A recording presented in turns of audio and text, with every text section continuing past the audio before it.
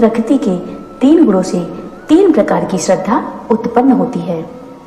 रजोगुण तथा तमोगुण में श्रद्धापूर्वक किए गए कर्मों से अस्थायी फल प्राप्त होते हैं, जबकि शास्त्र सम्मत विधि से सतोगुण में रहकर संपन्न कर्म हृदय को शुद्ध करते हैं। ये भगवान कृष्ण के प्रति शुद्ध श्रद्धा तथा भक्ति उत्पन्न करने वाले होते हैं। 18वां अध्याय मोक्ष संन्यास योग। इसके पश्चात अर्जुन ने कहा, हे महाबाहो, हे अंतर्यामी, मेरी इच्छा संन्यास और त्याग के तत्व को अलग अलग जानने की है। भगवान ने कहा, कितने ही विद्वानों की मत से काम में कर्मों का त्याग ही संन्यास है, और कुछ विवेकी पुरुषों की मत से कर्म फल का त्याग ही संन्यास है। कुछ पंडितों का विचार है कि कर्मों को दोषयुक्त समझकर त्यागना चाहिए, और इससे भिन्न दूसरों के विचार में यज्ञ, दान, तप इत्यादि कर्मों का त्याग करना उचित नहीं है। हे भारत, त्याग के संबंध में हमारा निश्चय तो यह है कि त्याग सात्विक, राजस और तामस ऐसे 3 प्रकार के हैं। यज्ञ, दान और तप जैसे कर्म त्याज्य नहीं है और उन्हें अवश्य करना चाहिए, क्योंकि इनसे बुद्धिमान पुरुष पवित्र होते हैं। इन कर्मों को आसक्ति एवं फल की त्याग भावना से करना चाहिए, ऐसा मेरा निश्चित मत है। नियत कर्मों का त्याग उचित नहीं, मोह से उसका त्याग तामस त्याग कहलाता है। शारीरिक क्लेश के भय एवं दुखों के विचार से किया गया त्याग राजस है, और उस त्याग का कोई फल नहीं है। हे अर्जुन, शास्त्र विहित कर्म करना कर्तव्य है। ऐसे भाव से आसक्ति एवं फल का त्याग करके किया गया कर्म सात्विक त्याग माना गया है। जो मनुष्य अहितकर कर्मों से द्वेष तथा हितकारी कर्मों में आसक्ति नहीं रखता, वही सत्य, शील, संशयहीन, ज्ञानी एवं सतोगुणी तथा त्यागी है। वास्तव में शरीर रखकर पूर्ण त्याग भी संभव नहीं, अतः कर्म फल का त्यागी ही सच्चा त्यागी है। सकामी पुरुषों को मरने के बाद भी अच्छा, बुरा तथा मिश्रित 3 प्रकार का फल मिलता है, किंतु त्यागियों के लिए यह विधान नहीं है। हे महाबाहो, समस्त कर्मों की सिद्धि के लिए सांख्य में 5 सिद्धांत कहे गए हैं, उन्हें सुनो। आधार, कर्ता, करण, चेष्टाएं और दैव, ये 5 हेतु हैं।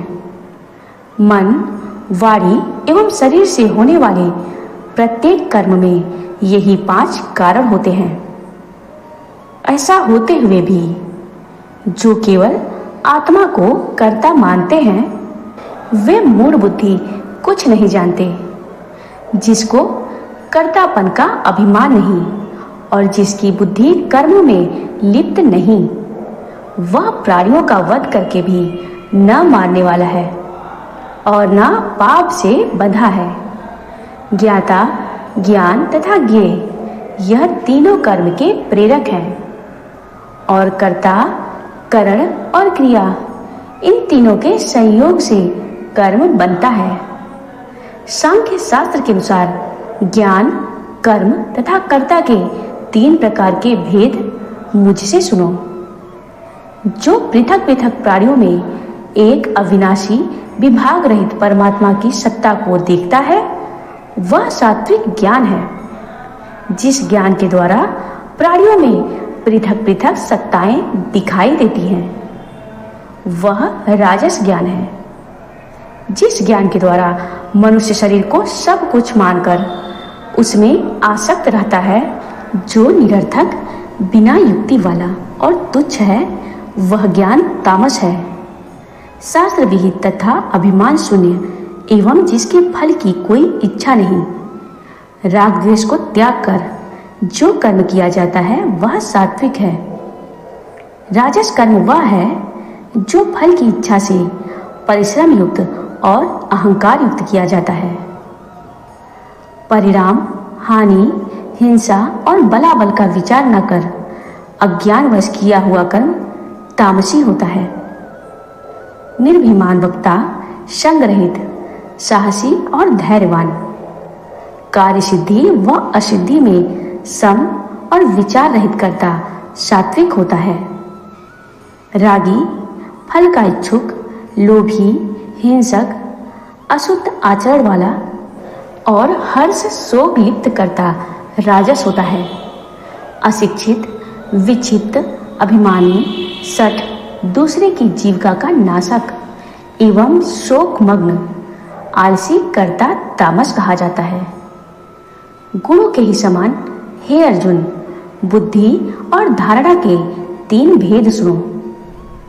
हे पार्थ, प्रवृत्ति, निवृत्ति, कर्तव्य, अकर्तव्य, भय, अभय, बंधन तथा मोक्ष को जानने वाली बुद्धि सात्विकी है, तथा धर्म, अधर्म, कर्तव्य और अकर्तव्य और यथार्थ में जानने वाली बुद्धि राजसी है। और हे पार्थ, अधर्म को धर्म तथा समस्त अर्थों को विपरीत मानने वाली बुद्धि तामसी है। ध्यान योग से अचलायमान धारणा से मन प्राण इंद्रियों की क्रियाओं को धारण करने वाली धारणा सात्विक है। फल की इच्छा में आसक्ति से धर्म, अर्थ तथा काम की धारणा राजसी है। और हे पार्थ, मूर्खों द्वारा भय, दुख तथा उन्मत्तता आदि को न त्यागी जाने वाली धारणा तामसी है।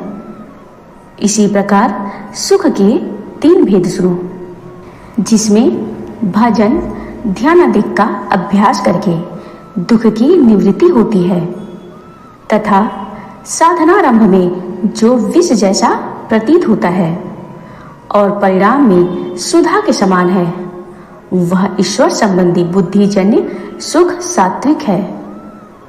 जो सुख आरंभ में अमृत तुल्य है और अंत में विष जैसा है, वह विषयों और इंद्रियों के संयोग से होने वाला सुख राजसी है। जो आदि अंत दोनों में मोह उत्पन्न करता है और नींद, आलस्य, प्रमाद का कारण है, वह सुख तामसी है। अतएव पृथ्वी, आकाश, देवलोक और अन्यत्र भी प्रकृति के 3 गुणों से कुछ भिन्न नहीं है। हे परंतप, ब्राह्मण, क्षत्रिय, वैश्य और शूद्रों के कर्म स्वाभाविक गुणों में विभक्त है। शम, दम, तप, शौच, क्षमा, नम्रता, ज्ञान, अनुभव, आस्तिकता ये ब्राह्मणों के कर्म है। शूरवीरता, तेज, धैर्य, चतुरता, युद्ध में डटे रहना, दान, स्वामित्व ये क्षत्रिय के कर्म है। कृषि, गोपालन, खरीदना बेचना तथा सत्य व्यवहार वैश्य के कर्म। और सरल भाव से उपरोक्त सबकी सेवा करना शूद्रों के स्वाभाविक कर्म है। जो व्यक्ति अपने अपने कर्म में रत रहकर सिद्धि प्राप्त करते हैं और जिन वृत्तियों के अनुसार सिद्धि प्राप्त होती है, वह भी सुनो, जिससे समस्त भूतों की उत्पत्ति हुई है और जिसमें सब सृष्टि व्याप्त है। उस परमात्मा का अपने कर्मों से पूजन करके मनुष्य सिद्धि को प्राप्त करता है। अतः दूसरे के श्रेष्ठ धर्म से अपना हीन धर्म भी सर्वोत्तम है, कारण कि मनुष्य अपने स्वाभाविक कर्म से पाप में नहीं लगता। हे कौन्तेय, स्वाभाविक कर्म यदि दोष युक्त हो तो भी त्याज्य नहीं है, कारण कि सभी कर्म धुएं से अग्नि की भांति दोष से ढके हैं। सर्वासक्ति त्यागी, आत्मजित और इच्छा रहित पुरुष संन्यास द्वारा सर्व कर्म निवृत्ति सिद्धि को प्राप्त होता है। अब हे अर्जुन, शुद्धांतःकरण वाला जिस प्रकार ब्रह्म को प्राप्त करता है, जो ज्ञान की निष्ठा है, उसे भी सुनो। शुद्ध बुद्धि संयुक्त धैर्य द्वारा मनोनिग्रही, शब्दादि विषय त्यागी, राग द्वेष रहित, एकांतवासी, स्वल्पाहारी, ध्यान परायण, विरागी, अहंकार, बल, अभिमान, काम, क्रोध तथा संग्रह का त्यागी, ममता रहित, शांत भाव वाला पुरुष ब्रह्म में एक ही भाव योग्य होता है। ब्रह्म में एक ही भाव वाला पुरुष प्रसन्न चित्त रहता है तथा शोक एवं इच्छा रहित हो सब भूतों में समभाव रहकर पराभक्ति प्राप्त करता है। ऐसे जिस पुरुष ने मेरे तत्व को जान लिया और मैं जैसा हूं यथार्थ में इसे समझ लिया, तो वह पराभक्ति के प्रभाव से मुझ में प्रवेश कर जाता है। निष्काम कर्मयोगी सब कुछ करता हुआ सनातन परम पद को मेरी कृपा से पा लेता है। अतएव समस्त कर्मों को मुझे अर्पण कर मेरे परायण हो। बुद्धि योग के सहारे से निरंतर मुझ में चित्त को लगाने तथा मेरी कृपा प्राप्त करने से तुम्हारा उद्धार हो जाएगा। श्री कृष्ण ने कहा, हे अर्जुन, यदि अभिमानवश मेरी अवहेलना करोगे तो नष्ट हो जाओगे। अहंकार के कारण तुम्हारा ऐसा मानना कि तुम युद्ध नहीं करोगे तो यह मिथ्या निश्चय है, क्योंकि क्षत्रिय स्वभाव से तुम्हें युद्ध में लड़ना होगा। जो कर्म तुम मोह के वश में होकर नहीं करते, उसे पूर्व बंधन में बंधकर करोगे। प्राणियों को उनके हृदय में रहने वाला ईश्वर यंत्रारूढ़ की भांति, हे अर्जुन, माया से भ्रमा रहा है। अतः हे भारत, सब प्रकार उसी परमात्मा की शरण लो, जिसकी दया से परम शांति और अविनाशी परम धाम को प्राप्त होगे। यह गुप्त रहस्यमय ज्ञान मैंने पूर्ण रूप से समझा दिया। अब जैसी तुम्हारी इच्छा हो वैसा ही करो। तत्पश्चात अर्जुन के मौन रहने के कारण भगवान श्री कृष्ण पुनः बोले, इसके अतिरिक्त और भी गूढ़ ज्ञान कहूंगा, उसे भी सुनो। तुम मेरे प्रिय मित्र हो, इसलिए तुम्हारे हित की इच्छा से कहता हूं। तुम मेरे को अपना मन अर्पण कर दो, मेरे भक्त बनो, मेरे लिए यज्ञ करो, मुझे नमस्कार करो। मैं सत्य कहता हूं, तुम मुझे ही पाओगे, क्योंकि तुम मेरे प्रिय सखा हो। सब धर्मों को त्याग कर केवल मेरी शरण ग्रहण करो, मैं समस्त पापों से मुक्त कर दूंगा। इसका सोच न करो।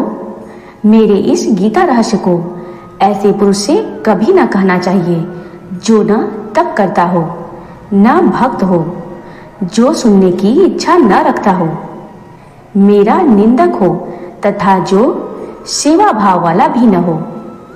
जो इस परम गोपनीय ज्ञान को मेरे भक्तों में कहेगा अथवा सुनेगा सुनावेगा, वह अवश्य मुझे ही प्राप्त होगा। मेरे इस प्रिय कर्म को करने वाले पुरुष से बढ़कर मेरा प्रिय इस भूमंडल में न तो दूसरा है न होगा।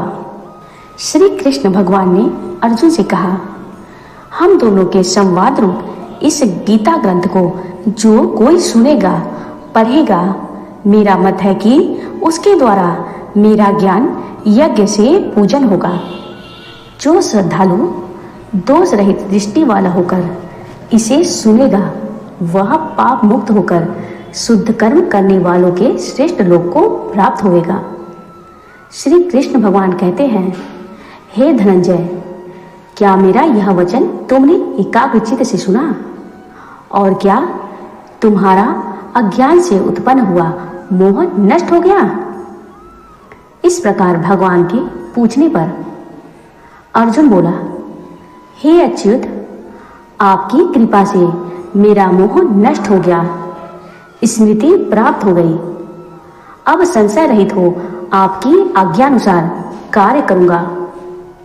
तदुपरांत संजय ने कहा, हे राजन, मैंने वासुदेव तथा महात्मा अर्जुन के परम रहस्य युक्त और रोमांचकारी संवाद को सुना तथा इस गोपनीय रहस्य को भगवान वेद व्यास द्वारा प्रदान की हुई दिव्य दृष्टि से स्वयं योगेश्वर श्री कृष्ण को साक्षात कहते हुए सुना है।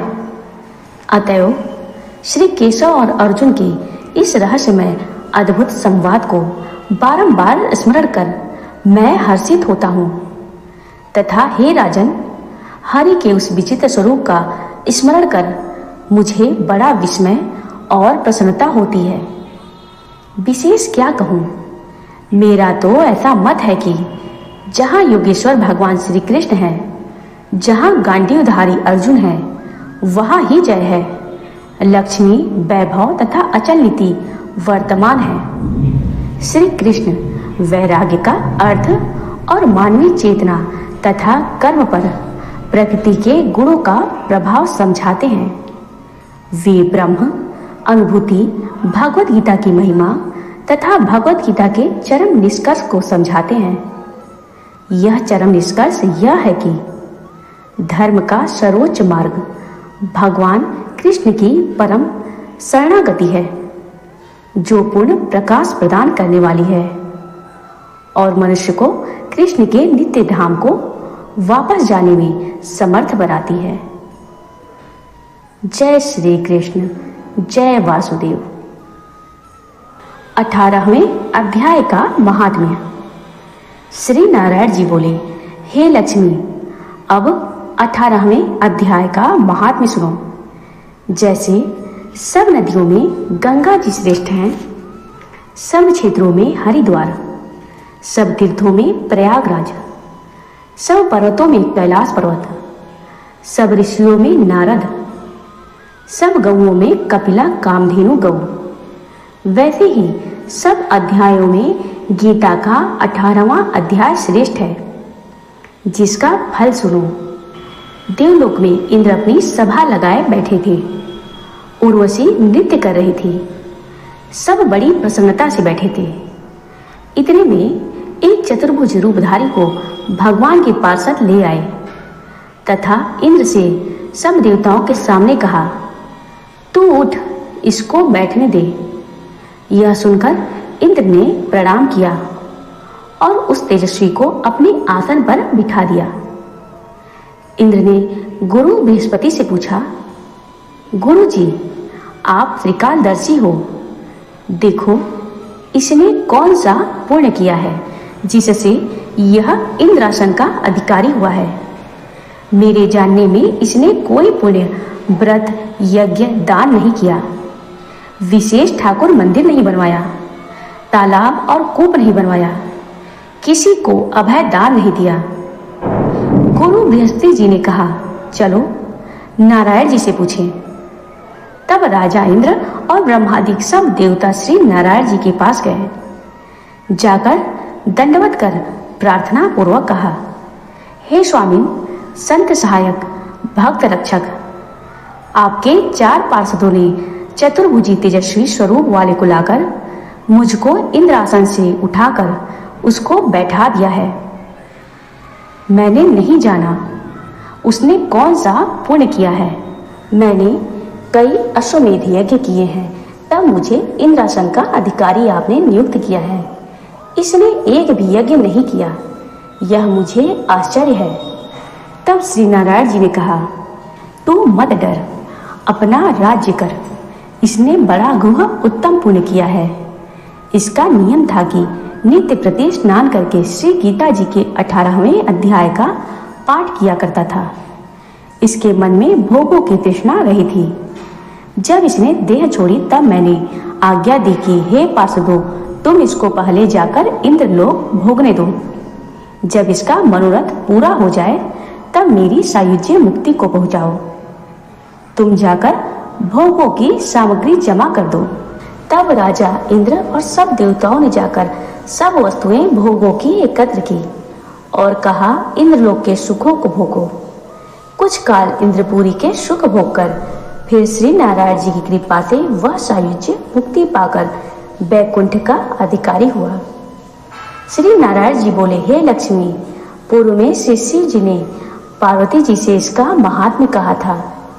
मैंने यह 18वें अध्याय का महात्म्य कहा जो आपने श्रवण किया। इसको सुनने मात्र से ही व्यक्ति को बैकुंठ प्राप्त होता है। जय श्री कृष्ण।